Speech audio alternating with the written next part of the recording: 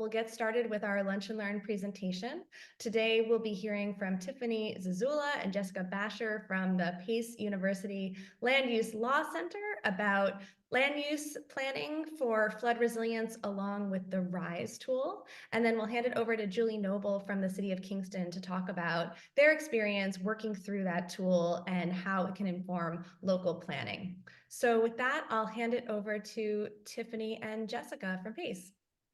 Hi. Oh, I love the little shout outs in the chat box that we have some Lula graduates online. So thrilled to always have some of my Land Use Leadership Alliance training program graduates here.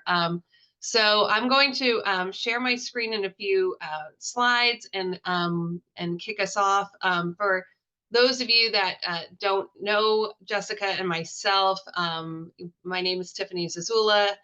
And I'm joined by Jessica Bacher. I'm the Deputy Director of the Land Use Law Center, and Jessica is actually the Executive Director. And we come from a center that actually spends all of our time thinking about the exciting topic of land use. So we live and breathe for this. And what we're going to share a little bit today is both talk about, who we are, and then also share with you a little bit about the work that we do and how that's going to tie in to some of the efforts that both Jessica and Julie are going to share more with you on. And so the Land Use Law Center, we were actually started in 1993.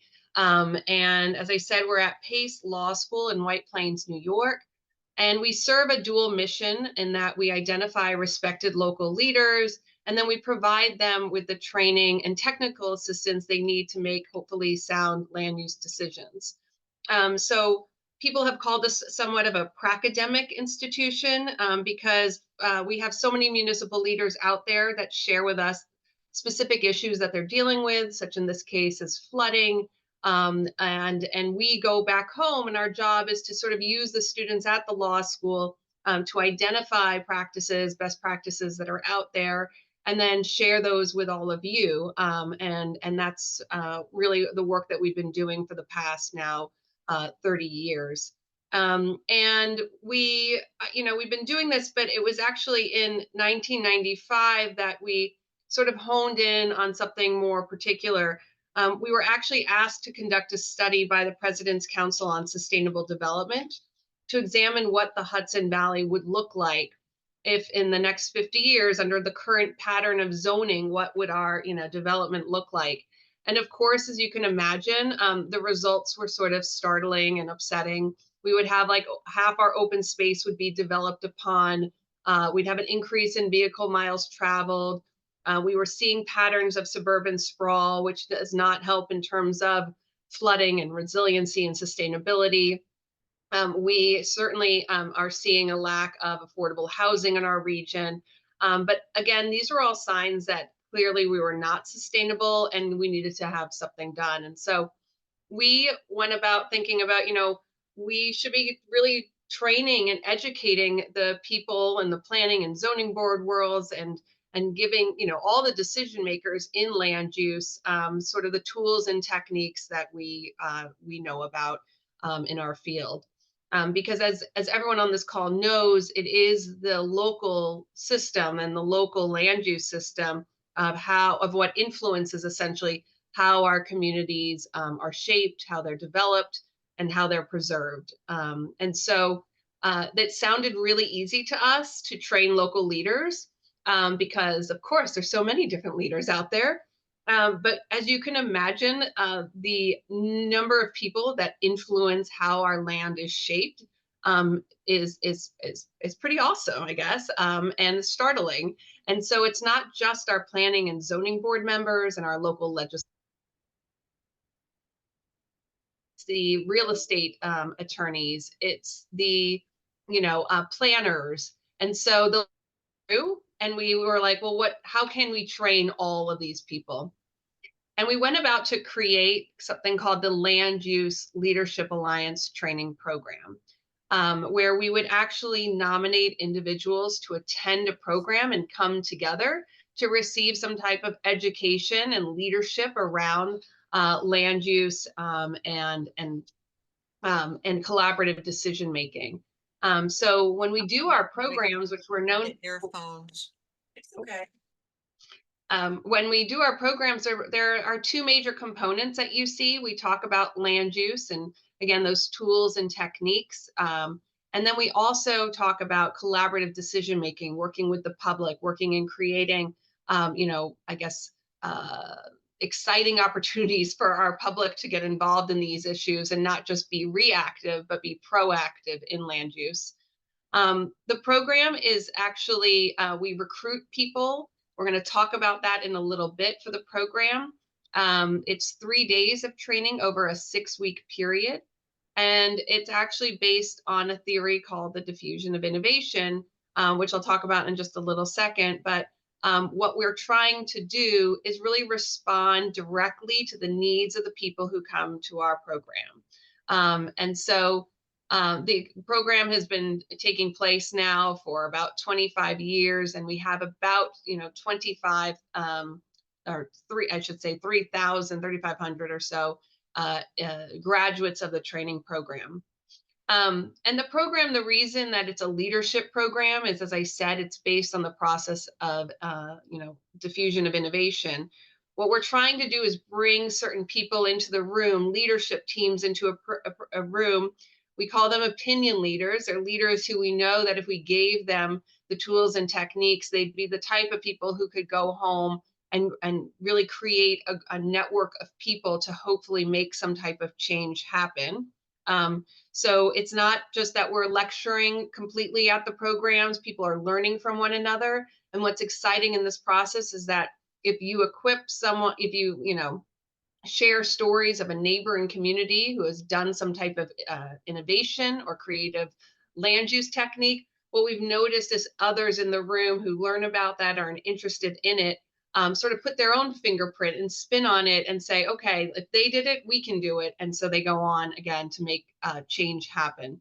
And they imitate that neighboring community. So it's sort of what our program is based off of. And so in it, you see a lot of moments where we bring case studies in from the region, so people can question that leader as to how they did it, the techniques they used, how they build support, what were the obstacles, and then of course, what were the successes with it. And the reason I'm sharing all of this is to get you thinking, as I'm going to turn to Jessica in a little bit, because we have a program coming up in the spring of 2025, in which we are going to be recruiting leaders who are interested from your network, leaders who are interested in the topics of flooding and sea level rise, and climate change. And so we want to introduce you to the program a little bit more. This is pictures actually from the training program. These are happy individuals. They're all smiling, enjoying their time outside with us. The program, right? You're not just sitting at a chair staring at us, lecturing at you. There is exercises. There are role plays. There's brainstorming and thinking through what your next steps to implement are as you go home. And these are the people in the slide you'll see that we recruit for the program, whether they be legislative body members, again, as I said, planning and zoning board members, representative civic groups, the CAC members or conservation advisory members, community activists. It's not just one of those people, it's all of those people that we try to bring into a room together. But so again, this is something that we are try to do our best in the months to come, is to have a recruitment that, again, brings a variety of interests together and a variety of viewpoints together to sort of mimic the land use decision-making and land use system. And then I wanted to share a few of the topics that we do go through. We're going to talk about in the program, typically land use, of course, authority, right? Where do our legislators get authority to do what they do, and the planning board and zoning board members. We talk about decision making. In this type of program that you would see for the spring, we would talk about the model resiliency laws and how to implement those within your community and what works for your community in particular. we love the topics, or at least I'm going to say I love the topics of comprehensive planning. We talk about natural resource inventories, LWRPs, open space plans. How do you use those? How do those work together? Of course, climate smart communities and the opportunities that are within that program at the state level. We'll talk about public education, collaboration, natural resource protection, disaster mitigation planning. And then last but not least, which is exciting, is, thinking through your specific policies and regulatory, and your regulations within your municipality, and assessing those against a tool that we use to sort of look at your response to flooding, to climate change, to sea level rise, and what do you have on the books, what don't you have on the books, and how, right, what are some of the priorities that you're going to set for yourself in terms of what your community might be interested in doing. So I said a lot there, and we're going to circle back on this because I just literally blew through all of what a LULA program could be looking like. But what we want to share with you now is diving a little bit deeper into some of the content you would not only see in this program, but more specifically what that RISE assessment can do for you. And so I'm going to turn it to my colleague, Jessica. Oh, this is my final slide. Sorry. I always skip one slide, of course, but our program really is about change. It's about, making sure you go home feeling that you have, a renewed sense of hope as you go home within land use and resiliency. And so, we leave you with this type of quote about the program. So on that note, Jess, I'm going to have you dive into the ins and outs of what our leaders could see within the RISE assessment. Great. Thank you, Tiffany. And I love the comment from Kathy that the program is interactive, but still suitable for introverts. So don't be afraid of the program. It's a great time. We have a lot of fun. So as Tiffany mentioned, assessments are something that we work on with LULA participants, and specifically in relation to focus on resiliency. The tool that we use is a FEMA EPA joint effort called the Resilience Implementation and Strategic Enhancements Local Assessment Tool, RISE for short, much easier to follow along.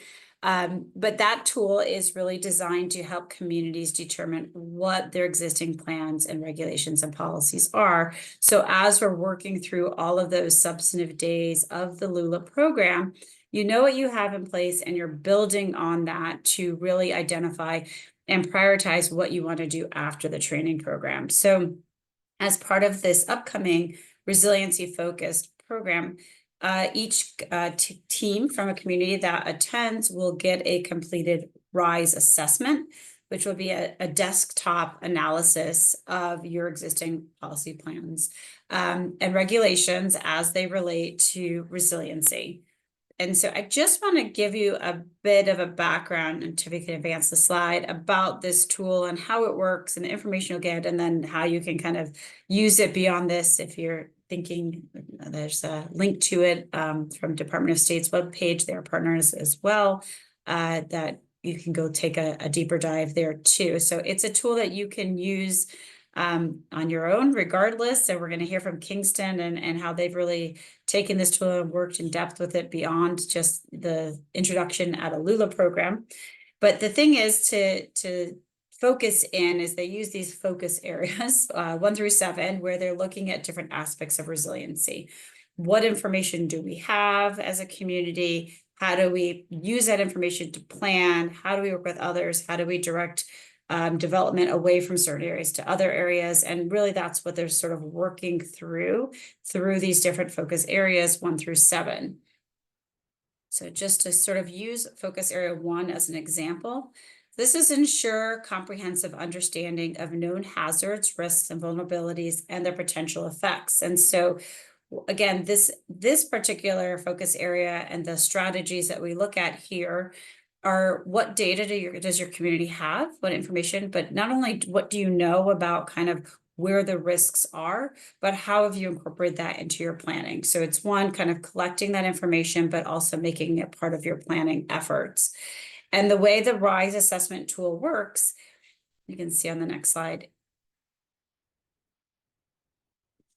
is that it provides more information about that focus area, but it also provides examples. But most importantly, you'll see kind of the worksheet coming up on the, yep, there we go. It has a lot of different strategies. You can see that first one. The comprehensive plan has a hazard mitigation or resilience chapter section.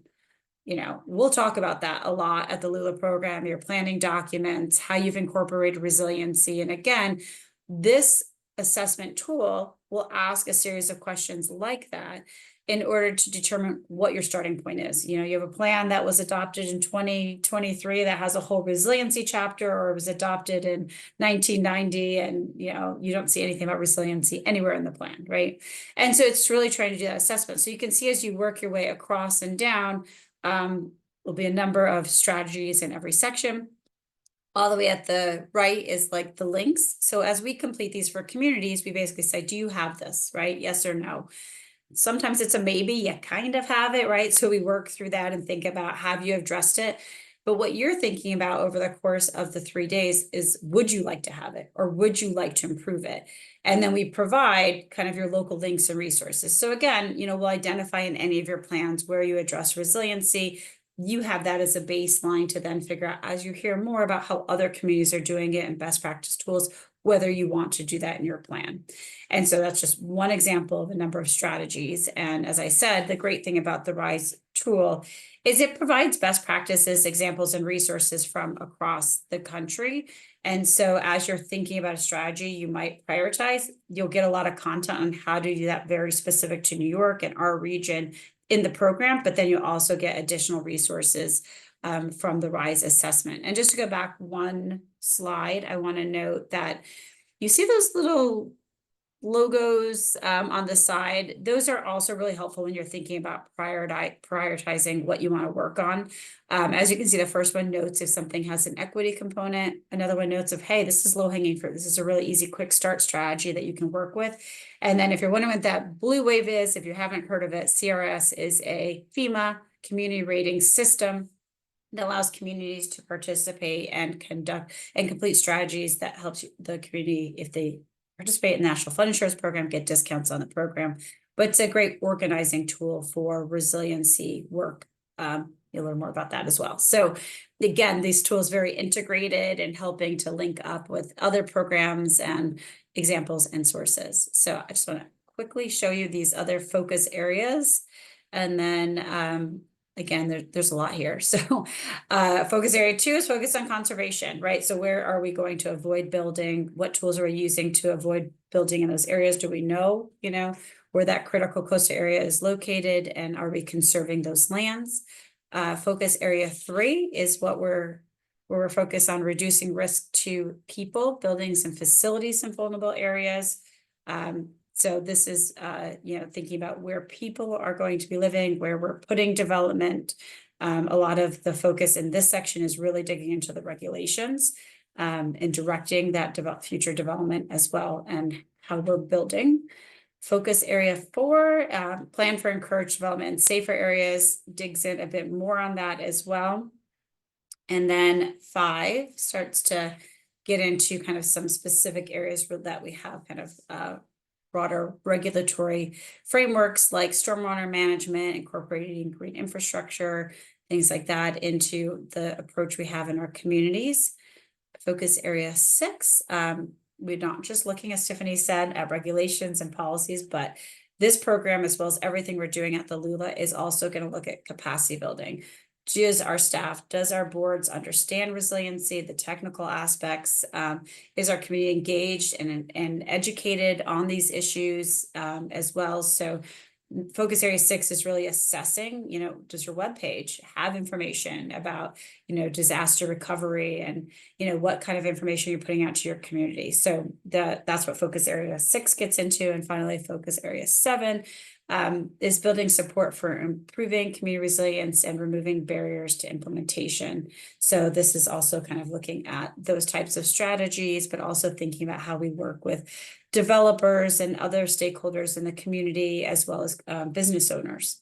So you can see that it's a very comprehensive, you know, set of goals and focus areas that we'll be looking at over the assessment and at the Lula. Finally, as you'll hear from Julie and how the City of Kingston used this is at the Lula program, you'll get this kind of completed desktop analysis, but communities really over the course of the 3 days and after the program can pick that up and use it to prioritize their strategies and think about an implementation plan going forward. So, based on those assessment and what you're learning at the Lula, selecting those relevant strategies and kind of making note of that. And we'll be doing that, the program, and thinking about that.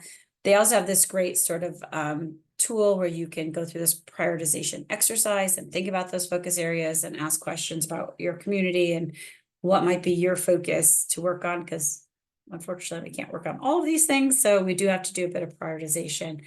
And then finally, not the most important thing with any planning effort, any exercise, any training is that we leave with a plan on how to actually implement, like what are we going to do next? How are we going to take on those strategies? And so there is a action plan component to the RISE assessment. There is a mini action plan, implementation plan component to the Lula. So we'll sort of be modeling this and building this up to the extent we can over the course of 3 days. And this is really what strategies you want to work on, who needs to be, part of the team to work on it, what's the time frame, and what resources do you need. So it's kind of a traditional planning effort, but really focus on resiliency, starting you off with that assessment as part of that Lula program, and then using this tool to really kind of focus your efforts around resiliency and next steps from participating in the Lula.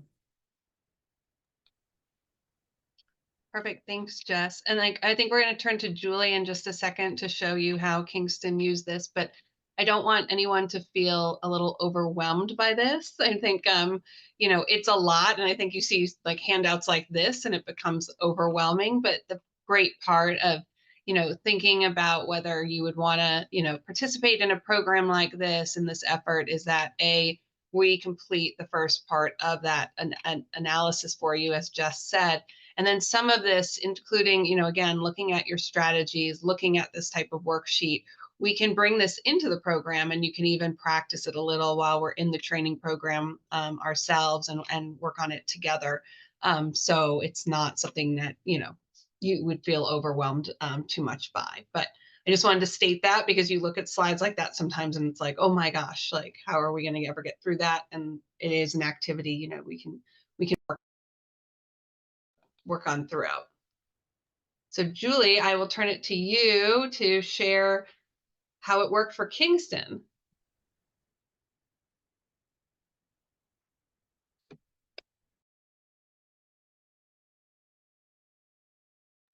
All right, now we're talking. All right, can you see my screen and can you hear me? Yes, okay, fantastic.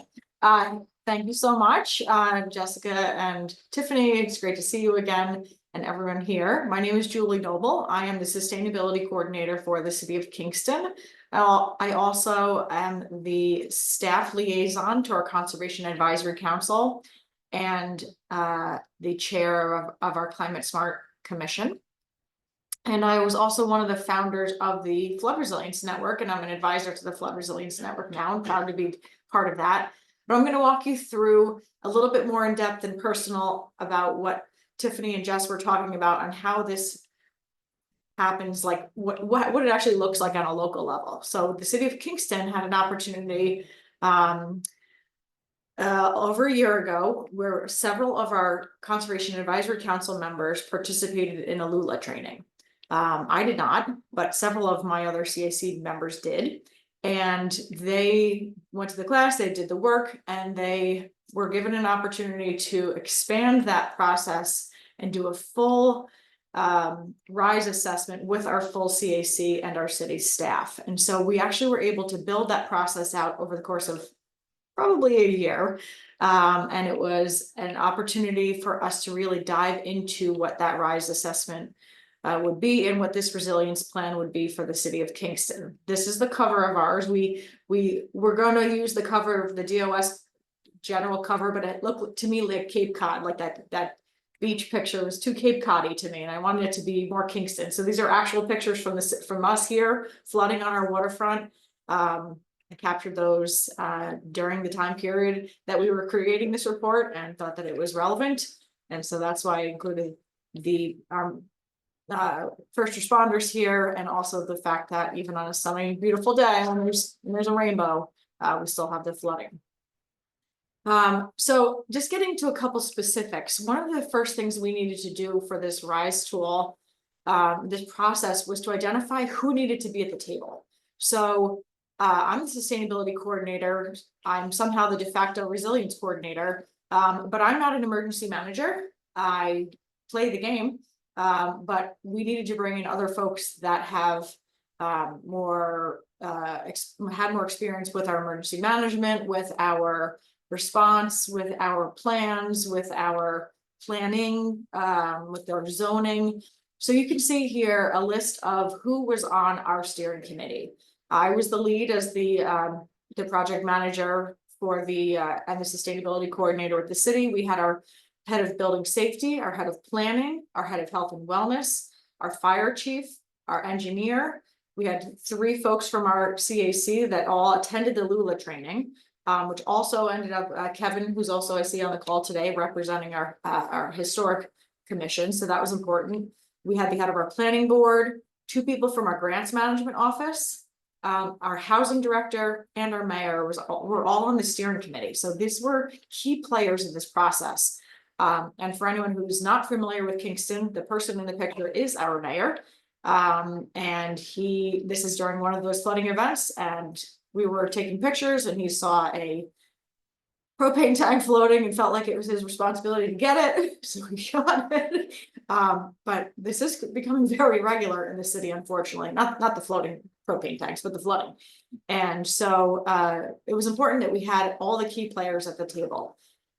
We did our entire process, almost our entire process remotely, which was very convenient for everyone to be doing this all in one place. And you might ask why we had grants management folks there, and not everyone might have grants management folks on your teams, or even this many people that work in your municipality, but someone who represents these interests is important to be on your team.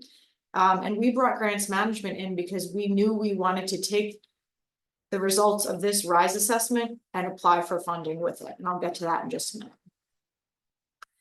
So the second thing we needed to do, not the second, but another thing we really needed to do early on was evaluate what we already had in place. We always joke that Kingston is a city of plans, and we certainly have a lot, and a lot related to resiliency. So we looked back at our original local waterfront revitalization program, which was done in '92. We had combined sewer overflow plans, a planning for rising water, sea level rise documentation, and process that we did 10 years ago at this point. We have a title Ronda Creek Watershed Management Plan, our natural resources inventory, open space plan. We created a flood preparedness guide. We took those documents and put them into a community preservation plan, which is going on the ballot this year. We're very excited that we might be adopting a fund for community preservation. During this process, one of the reasons why the RISE assessment took a long time for us, because we were also going through the process simultaneous to our zoning update. So we did a massive zoning overhaul called Kingston Forward, and we switched our entire zoning over to form-based code. And we wanted this plan to align our RISE assessment and this resilience plan to align with that zoning. Simultaneous, I was also helping to coordinate the Ulster County multi-jurisdictional hazard mitigation plan for our city, and also our comprehensive emergency management plan, which I didn't put on here. And in all the while, considering our Kingston 2025 comprehensive plan. Now, the 2025 comp plan was actually done 5 or so years ago. It's for 2025, but we knew that this timing of redoing and updating the comp plan was coming up. So that's another thing we tried to align with this RISE assessment, is how can we take our LWRP, this is now grossly outdated, and our comp plan, and work the recommendations and the strategies into those plans. That's the lens that we looked at this entire time, and seek funding to do so. So all of the players were thinking about that as we went through the process. And we also have a 2030 climate action plan that we were considering.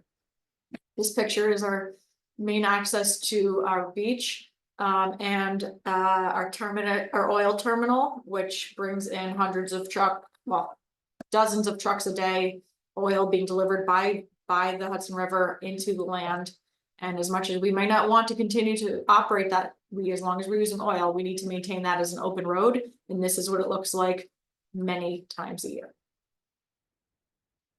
So, as Jess was mentioning, we looked at the major goals that were established, that we wanted to establish, and we aligned those goals with the strategies that were proposed. So ensuring the understanding of known hazards, conserving land in critical areas, reducing risk to people, which is really, really important to us, as it should be to anyone. We have a strong sense of community and sense of place on our waterfront, and so retreat is not an option that we're looking at.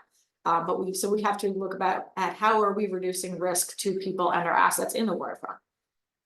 Planning for and actively encouraging development in areas that aren't vulnerable, implementing stormwater management techniques, expanding our capacity, and building support for improving community resilience. So we built out all different actions, and we looked at all different plans and strategies and where we were in our status of these things being complete or needing future work. And that's why we also had a big breadth of people on our team, because not only did we need people representing different interests, but also people with different amounts of longevity in the city.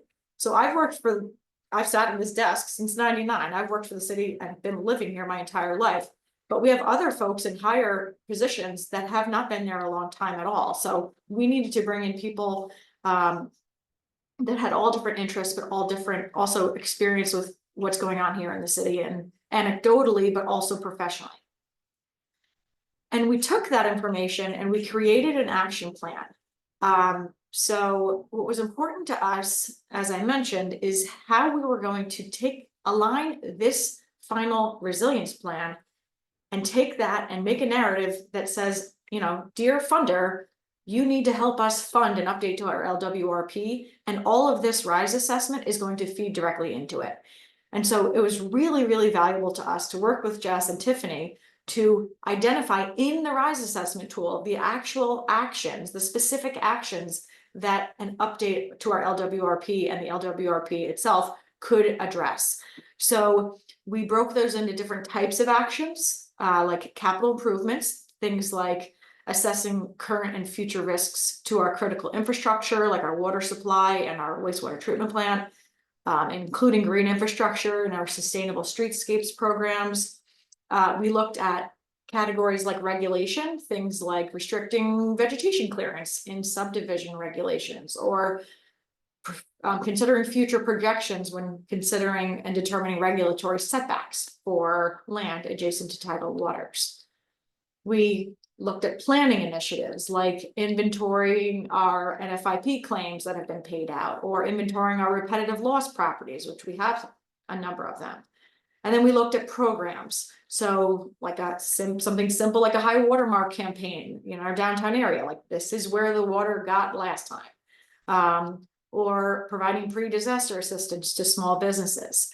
So dozens, if not hundreds of different actions into these 4 categories. And then we assigned them either short, medium, or long term. And that was a little bit hard for us as a team because, you look at all these things and it's like, that's great, let's do all these things. But you have to think about your capacity. And so short term is like, okay, in the next 12 months, are we doing this? And by the way, who's going to do this? So it was often common, it seemed as though it was common, we were sitting there and there was a lot of, oh, Julie will take care of that. Oh, Julie will take care of that. Because we don't have a floodplain administrator in our city. We don't have an emergency management office. It's a sort of a diffuse system of who takes care of what. And so we did a little bit of, if you're not in the room, these things get assigned to you, or who we think they should be assigned to. But we were really thought about like short-term emergency, either like super emergency or health and safety related, or simple, or like shovel ready, low-hanging fruit stuff that we could do short-term. Medium would be either sort of already in the works, let's keep working on it, or we've been meaning to do that, let's get that done. Or it is a priority, or we think there's funding coming up for this, or this will have an impact. That was medium term. And then long term was, that's a good idea, but we need way more capacity to be able to do that, or maybe somebody else will end up doing it, we don't have to, or, you know, longer term, that it might just take a longer time for us to complete. And then we thought about the resources. So again, looking at our plans, we are a city of plans. So can we reference these other initiatives, this work that other consultants or city staff have done to see what other plans have done that we can pull from and advance that? Looking at funding opportunities. So what Department of State funding is there? What DEC funding is there? What private funding is there? What FEMA funding is there? You know, what EPA funding is there? What local funding, federal, you know, all different types of funding sources. And then looking at best practices. So what are examples that other communities are doing? And that's the role of the Flood Resilience Network, really, right? Is looking at how is this community doing it? How are we going to do it? Can we do it the same way? And that's why I'm here to share with communities. This is how Kingston did this process. You can do the same thing. So we put that plan together. And our goal was to do so in time for the 2024 Consolidated Funding Application Grant, which we got it in time. So we applied this year to the New York State Department of State Local Waterfront Revitalization Program, the LWRP grant program, to update our 1992 LWRP and align it, do it at the same time as a comp plan update, and pull it all together, implementing the strategies and the recommendations and the actions that we identified in this RISE assessment. So we wanted to do so to ensure that our planning and regulatory framework will meet the goals of the revitalization of our waterfront and support our resources. And we wanted to build on our accomplishments to date and to have this serve as a guide for future policymaking and actions. And in doing so, we wanted to make sure that our LWRP and our comp plan took into consideration, which they did not substantially, the new updates would take into consideration climate change, zoning, open space, housing, parks, infill development, transportation, economics, and more. So we submitted that grant. We will find out this fall whether or not we are successful. And even if we are not, we will find funding however we can to take this tool that was so valuable to us. And we really just needed a steward to help us to do this. And that is the role that Tiffany and Jess played in stewarding us through getting the folks together in the same room, picking our brains. Where does this exist? Does this exist? Who's working on this? Is anyone doing this? Does anyone care about this? Putting it all in one place so that we have a shovel-ready document to move forward with funding opportunities and to have an action plan. So that's it. This is my kid when he was 6. He's now 13. This was flooding, but just to prove that it keeps happening over and over in the same place. And I should just show like progressive, him getting taller and taller and the water getting deeper and deeper. But anyway, I'm Julie Noble. You can call me or email me anytime. I'd love to talk about stuff that I do. And I hope that folks participate. And thank you, Jess. And thank you to Tiffany for offering this program to us and providing the service. And thank you also to Emily for inviting me. Great. Thank you so much, Julie. We're going to take questions. So if you have questions, feel free to put them in the chat. You can use the hand raise tool and I'll call on you.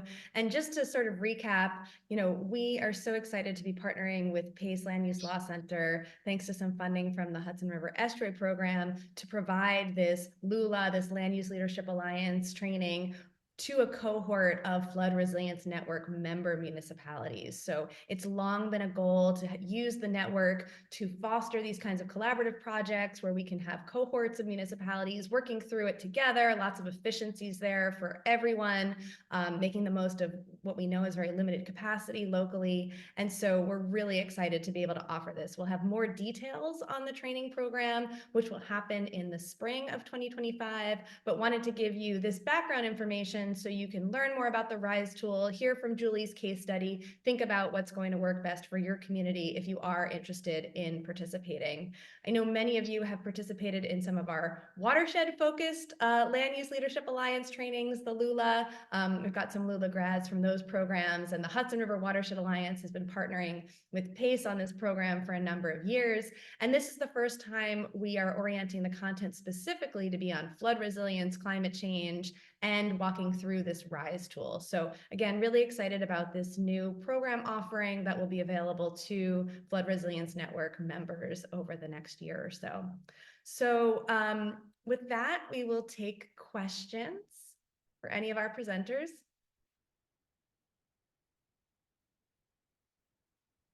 Okay, great. So question from Joanne, can the RISE tool be used to guide the formation of placemaking projects? Do you want me to take that? I guess I go, or Jess? Yeah, both of us can. Absolutely. I think part of it is, again, prioritizing and figuring out, similar to like a comprehensive plan effort, but, you know, very strategic now here on climate change and resiliencies.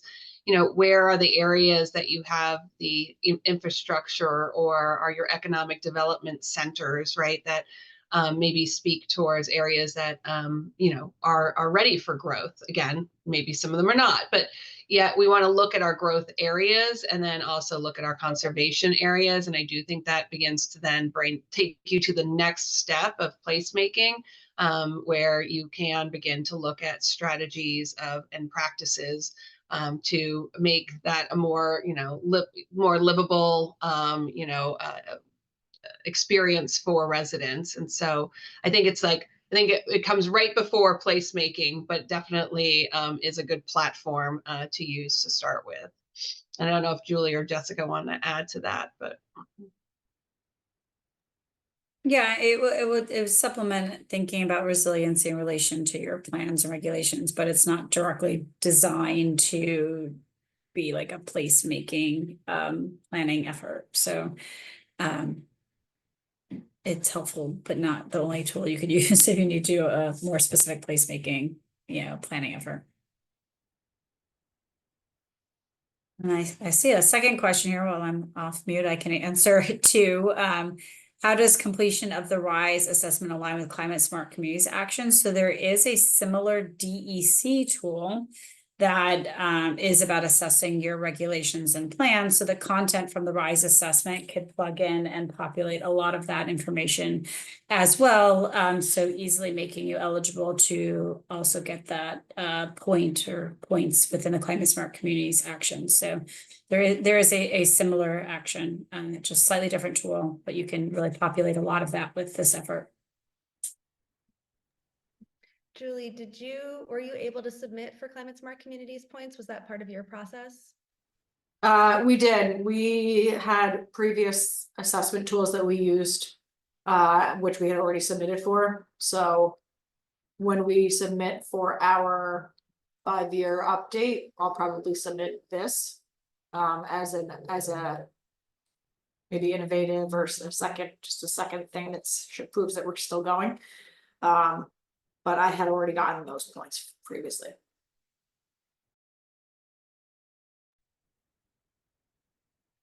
And I have a question for Tiffany and Jessica, because you might be thinking, like, my community is not like the City of Kingston. Have any other communities in the Hudson Valley gone through this process? And I know Kingston was one of several that Pace Land Use Law Center worked with through the process to have more of a diversity of different types of municipalities and different geographies. So wondering if you could speak a little bit to some of the other communities that you've worked with.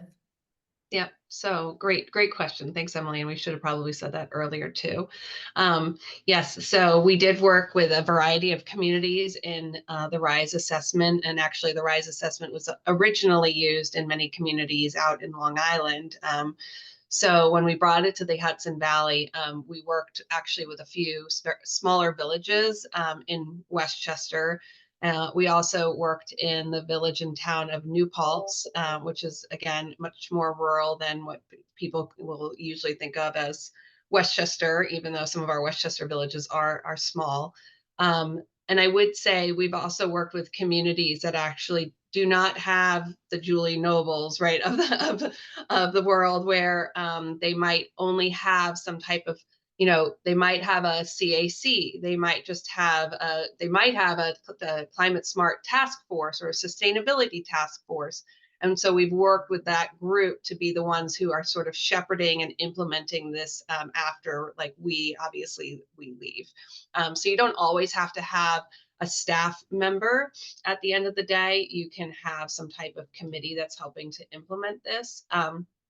And so we've also, just to add on, when Kingston worked on this, they were looking at it again as sort of a platform to update their LWRP.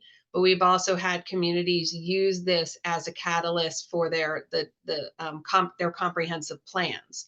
So they started with this process, realized some of the nuances that they still need, and then have decided to use it as a basis for the update to the plan. We've had some communities who had LWRPs and had comprehensive plans, and then used the RISE assessment to sort of bridge the gap between the two documents, and then to make it sort of more in line with one another. So made maybe small amendments to their comp plan that share sort of concepts from their LWRP, because they didn't realize that both documents were working sort of in silos from one another. And then we've had also communities who we worked with their Climate Smart Task Force, and then used it as a catalyst for their climate action plan, because again, many of the concepts within this have resonate with a climate action plan. So it's interesting how you can use it in different types of ways, and there's no right way, there's no wrong way, and we can help explore that with all of you. And then again, I think sort of the carrot here for everybody is that if you want to participate in the LULA program in the spring, you would have us complete your RISE assessment instead of you having to go about it by yourself. And so I think that's a huge carrot for this. And if Emily, you're okay, I just wanted to share, because I feel like in case people are beginning to think about it, this is my little slide where I'm just trying to share with everyone, like, if you can go home, I think after the close of this, like, this has sort of excited you, or like, first of all, do not be scared by this. Like, we are here for you. No matter how big or how small your community is, we will work with you in ways, of how both to use this as you, leave our training program, and how to really create a leadership team behind you. So if you leave today, I would say talk to some of your community leaders about participating in the training program, and see if people are interested. You can email Emily or myself, and I'll put my information in the chat about, your interest in attending. Just say, I'm interested, or I think my community is interested, and it'll give us a sense then of, who is considering wanting to attend in the spring. And then I put this in here. Emily's probably like, I didn't know we're going to put this rule in there, but like, it's awesome when 3 or 4 people can come from one municipality. Because again, as you're seeing what Julie has, we took to a different level. But if you have a different types of interest groups coming together from your municipality, willing to spend this time together, again, it's both education in the program, and you get to work through a little bit of the RISE assessment together. So I have this as a little request. If you want to, bring a little team of people, I think it's a great way to be a part of the training program. And then again, we're looking at the late spring of 2025 in the hosting of the LULA program. So those were a little tidbits here, and I'll put my information in the chat right now. Great. Thank you so much, Tiffany. And, just to build on a couple other next steps, you may be thinking this is exactly what we need. We get questions about local land use practices all the time with the Flood Resilience Network. And so this is really an effort to try to meet some of those needs that we've heard. And it may not be exactly the right fit for your community. And if that's the case, we want to know about that too, because there might be other programs that we can bring in that are a better fit for you in the short term or the long term. So please don't hesitate to be in touch. We really value your feedback, as this network is for you all to get the tools and information and connections you need to be effective with your local flood resilience work. So we're excited to bring this to a cohort of municipalities. We'll have more information for you soon. A couple of other announcements here. Emily, just to jump in, there was an important please. question in the chat. Is there a cost for the program? I missed it. Thank you. No, there's no cost for the program. It's free. I mean, it can't get any, and we feed Few you. things in life are free. Yeah. Yeah, we feed you breakfast and lunch. and you spend 3 days with us. I mean, what could be better, honestly? I can think of a lot, but that's all right. Yeah, thank you so much for flagging that, Jess. So if you all have any, again, please be in touch with thoughts, feedback. If you all have any announcements that you want to share in the chat, please go ahead. We'll be preparing another Lunch and Learn webinar for the Flood Resilience Network later this fall. Stay tuned for more information on that. Our partners at the Hudson River Estuary Program asked us to share that there are 2 new grants that are open right now. One is focused on tributary restoration and the other is focused on Hudson River access. So check out the link in the chat if you're interested in more information on that. The Hudson River Watershed Alliance has our annual conference and a series of programs this month on drinking water protection. So if that's of interest for your communities, we have a webinar on Thursday morning on PFAS chemicals in drinking water, with a webinar next week, and then an in-person conference in Hyde Park on October 22nd. So got more information there in the chat as well. And I want to give a big thank you to our sponsors for today's program. Thanks to the DEC's Hudson River Estuary Program and the New York State Water Resources Institute at Cornell University for supporting the Flood Resilience Network and allowing us to provide these kinds of programs for you all. So we can hang out a little bit if there's any last questions. Again, feel free to put any thoughts, comments, announcements in the chat, and we look forward to being in touch with you and having more information soon on the LULA program. Thank you. And Hey, thanks, everyone. Julie. Yes, thank you so much, Tiffany, Jessica, and Julia for presenting today.